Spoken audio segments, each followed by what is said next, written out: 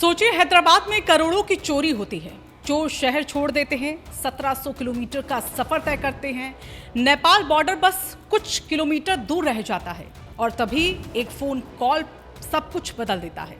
कानून के हाथ कितने लंबे होते हैं, इसका सबसे ताजा उदाहरण सामने आया है हैदराबाद से लेकर उत्तराखंड तक फैले इस हाई प्रोफाइल ऑपरेशन में, जहां करोड़ों की ज्वेलरी लेकर नेपाल भाग रहे आरोपियों को बॉर्डर पार करने से ठीक पहले दबोच लिया गया।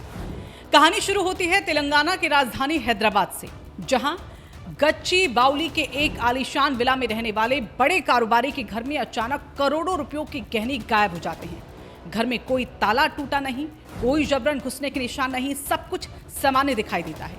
लेकिन पूजा घर में रखी सोने की चेन और करोड़ों के गहने गायब थे।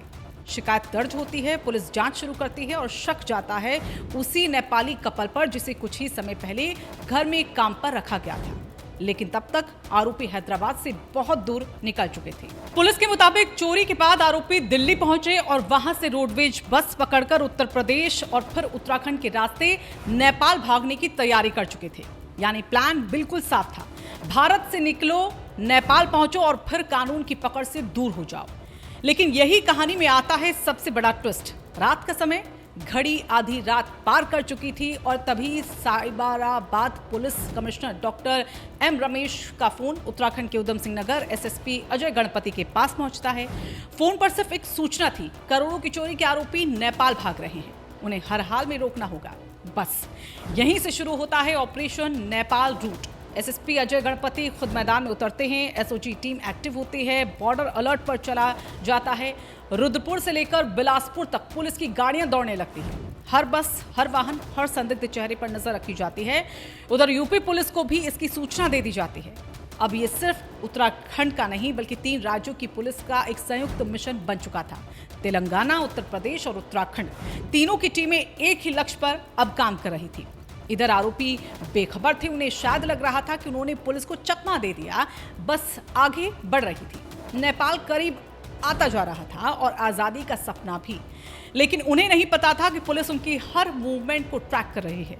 और फिर वो पल आता है जब यूपी के रामनगर जिले के बिलासपुर इलाके में एक संदिग्ध रोडवेज बस को रुकवाया जाता है। बस की तलाशी शुरू होती है, यात्रियों की जांच होती है और फिर 3 चेहरे पुलिस के रडार पर आ जाते हैं, जिसमें 2 महिलाएं और एक युवक नेपाली मूल के। तेलंगाना पुलिस की सूचना से उनका हुलिया मैच कर जाता है और फिर अगले ही पल तीनों हिरासत में ले लिए जाते हैं। Game over. जब इनके सामान की तलाशी ली गई तो पुलिस भी हैरान रह गई।